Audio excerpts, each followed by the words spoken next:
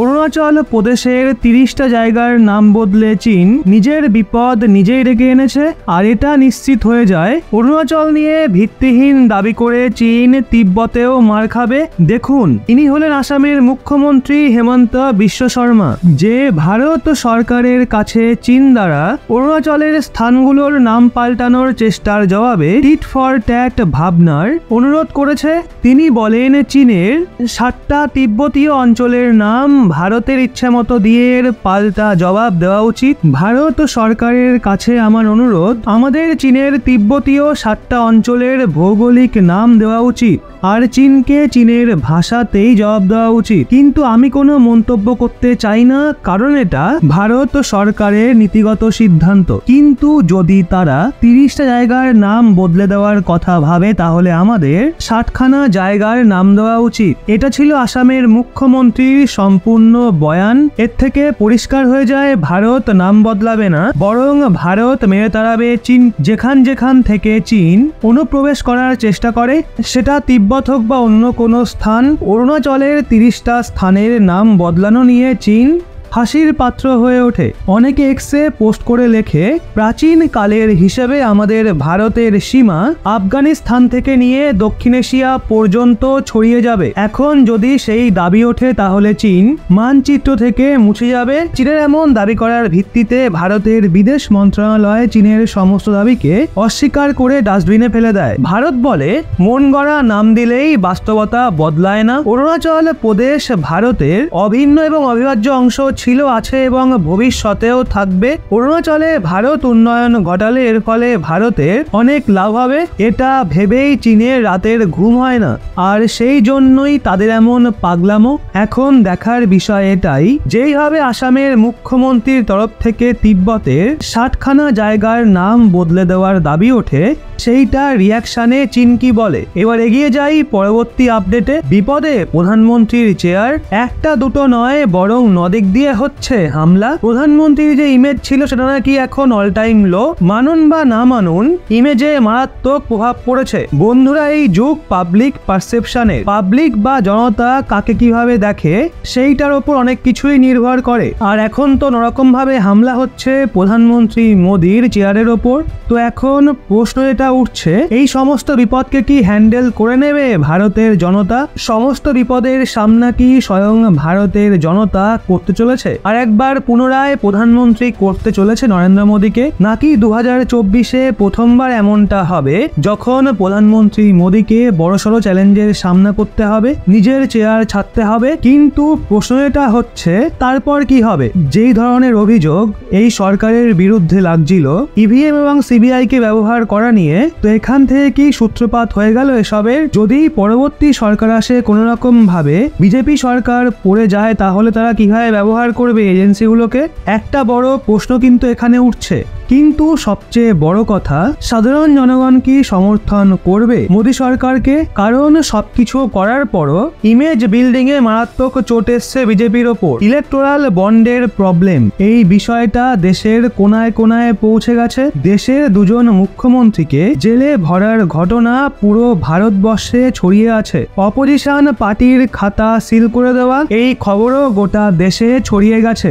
বড় পার্টিকে ভেঙে ফেলার অভিযোগ, রাজনৈতিক দলগুলোকে পঙ্গু করে দেওয়ার অভিযোগ, এগুলো সবার সামনে ভেসে বেড়াচ্ছে। দ্রব্যমূল্য মারাত্মক বেড়ে যাওয়ার অভিযোগও উঠেছে। এখন সেই দাম পৌঁছে গেছে 1 লাখ 1.5 লাখে। সেই হারে কি প্রতিটা মানুষের ইনকাম বৃদ্ধি পেয়েছে? এটাও প্রশ্ন উঠছে। বেকারত্বের সমস্যা আগেও ছিল আর এখনো রয়েছে, এমনটা বলা হচ্ছে। নাগরিকরা সেটা অনুভব করতে পারছে। মিডিয়াকে সরকারি বানিয়ে দেওয়ার অভিযোগ উঠছে, মিডিয়াকে সরকারের ইশারায় চালানোর অভিযোগ উঠছে। বন্ধুরা, এই সেই 9টা পয়েন্ট যার জন্য মোদিজির চেয়ার বিপদে পড়েছে।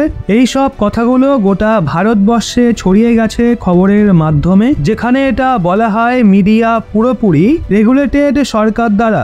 এমন অভিযোগ ওঠে, তাহলে এত কিছু সত্ত্বেও এই সমস্ত খবর বাইরে কি করে আসছে? যদি মিডিয়া এতটাই রেগুলেটেড হতো, তাহলে নিশ্চয়ই এই খবরগুলো বাইরে বেরিয়ে আসতো না। এটা বলা হয় মিডিয়া সরকারের বিরুদ্ধে কিছুই বলে না, কিন্তু তাও যদি এই খবরগুলো বাইরে বেরিয়ে আসে ইলেকটোরাল বন্ডের প্রবলেম, দুজন মুখ্যমন্ত্রীকে জেলে পাঠানোর যে ঘটনা একদম হাইলাইট হয়ে যায়, অপোজিশন পার্টির অ্যাকাউন্ট সিল করে দেওয়ার খবর ওঠে। তো এগুলো বাইরে কি করে আসে? কারণ এগুলো এমনই ঘটনা যেগুলো এর আগে কখনো ঘটেনি, আর যদি হয়ে থাকে তাহলে খুব রেয়ার কেসে হয়েছে, এমার্জেন্সির সময় হয়েছে। এখন যখন এই খবরগুলো বাইরে বেরিয়ে এসছে মানুষজনের সামনে, এই খবরগুলো রয়েছে, এখন দেখতে হবে এটাই জনতা কিভাবে রিয়াক্ট করে। রাম মন্দিরের বিষয়টা কি এতটা গুরুত্বপূর্ণ হয়ে উঠবে যে মোদিজির ওপর এতগুলো যে হামলা হচ্ছে সেই সবগুলোকে নিউট্রালাইজ করে মোদিজি ইজিলি ওনার আসন গ্রহণ করবেন?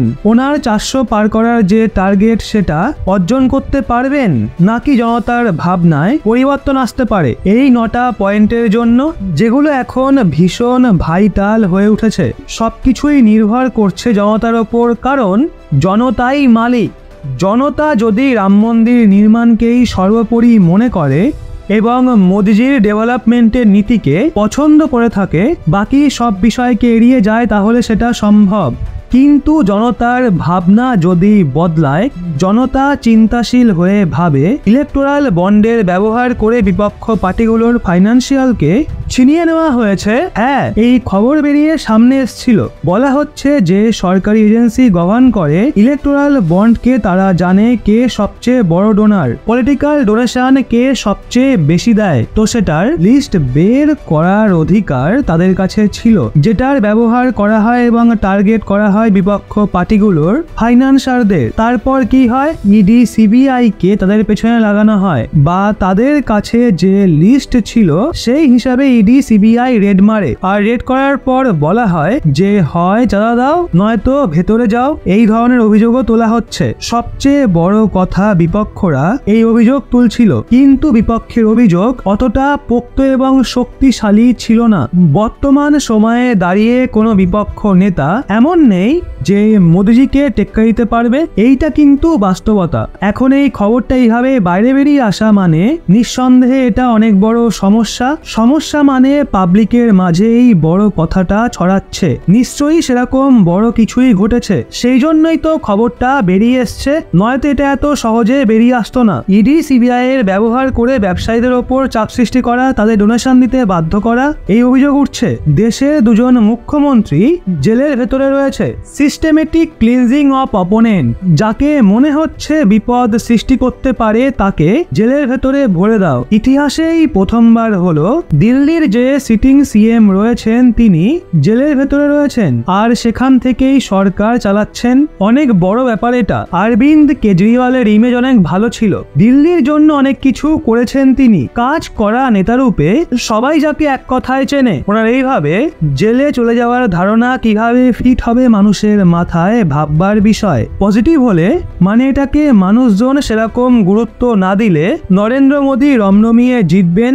তাছাড়া অপোজিশন পার্টির খাতা সিল করে দেওয়া, যাদের জেলে ভরা যাচ্ছে না, ইডি সিবিআই যাদের বিরুদ্ধে পাঠানো যাচ্ছে না, তো তাদের কমজোর করার পদ্ধতি কি? সোজাই অপোজিশন পার্টির খাতা সিল করে দেওয়া, আর্থিকভাবে কমজোর করে দেওয়া, যাতে ভালোভাবে প্রচার করতেও না পারে। এছাড়া বড় পার্টিকে ভাঙার অভিযোগ, শিবসেনার থেকে ট্যাক্স ছিনিয়ে নেওয়া। কেউ ভাবতেও পারত না বালাসাহেব ঠাকরের যে উত্তরসূরি রয়েছে উদ্ধব ঠাকরে, তার থেকে নির্বাচনী ছিনিয়ে নেওয়া হবে, এটা কেউ ভাবতেও পারত না। এই নিয়েও অনেক অভিযোগ ওঠে। এটা শুধু একটা পার্টি না, আরো অনেক পার্টির সাথে হয়েছে। জিনিসপত্রের দাম নিয়েও অভিযোগ উঠছে, বেকারত্ব নিয়ে অনবরত বিপক্ষ আওয়াজ তোলে। তবে এখানে বিপক্ষের কথা নয়, সাধারণ জনগণের পারসেপশনকে দেখা হবে। এখন দেখা যাচ্ছে মানুষজন চাকরির পাশাপাশি সেলফ এমপ্লয়মেন্টের দিকে এগোচ্ছে। শিক্ষিত যুবকরা কারোর আন্ডারে চাকরি করার থেকে বেশি